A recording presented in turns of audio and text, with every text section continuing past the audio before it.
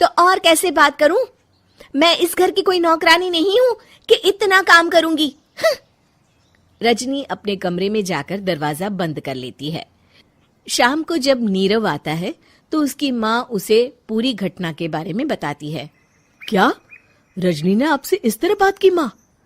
हाँ, और पता नहीं उसे क्या हो गया है, शाम से बाहर भी नहीं आई है। मैंने तो कई बार आवाज दी, खाना भी नहीं खाया उसने। तू ही बात करके देख ले बेटा। नीरव अपने कमरे का दरवाजा खटखटाता है। रजनी, दरवाजा खोलो, मैं हूं। रजनी दरवाजा खोलती है और फिर वापस जाकर अपने बिस्तर पर लेट जाती है। रजनी, माँ से बात करने का ये क्या तरीका है? मैंने कोई गलत बात नहीं की है। अरे तुम क्यों ऐसे बर्ताव कर रही हो सबके साथ? क्या तुम इस शादी से खुश नहीं हो? रजनी कुछ नहीं बोलती। अरे बताओ मुझे रजनी, क्या ये शादी तुम्हारी मर्जी के खिलाफ हुई है? हाँ, मैं ये शादी कभी नहीं करना चाहती थी। तुमसे क्या, मैं किसी से भी शादी नहीं करना चाहती थी। रजनी रोने लगती है। चुप हो जाओ रजनी, बताओ मुझे, तुम क्यों नहीं करना चाहती थी शादी? रजनी बेड के नीचे से अपने पेंटिंग्स, कलर्स, ब्रश, पेपर्स निकालती है। इतने में उसकी सास भी कमरे में आ जाती है। ये देख रहे हो, ये थे मेरे सपने।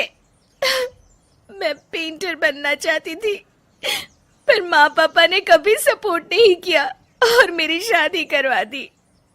मेरे सारे सपने टूट गए। हर वक्त बस गुस्सा आता रहता है मुझे। मैं जानती हूँ कि आप लोगों की इसमें कोई गलती नहीं है, पर मैं क्या करूं, मुझे समझ में नहीं आता।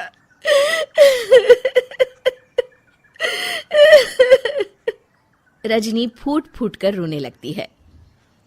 मुझे माफ कर दीजिए, आप दोनों के साथ मैं बहुत बुरा बर्ताव कर रही हूँ।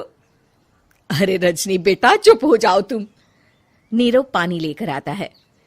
ये लो पानी पियो और शांत हो जाओ। रजनी पानी पीती है और उसकी सास पेंटिंग्स देख रही होती है।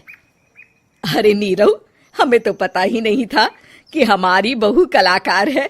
अरे कितनी अच्छी पेंटिंग्स बनाई है, देखो तो।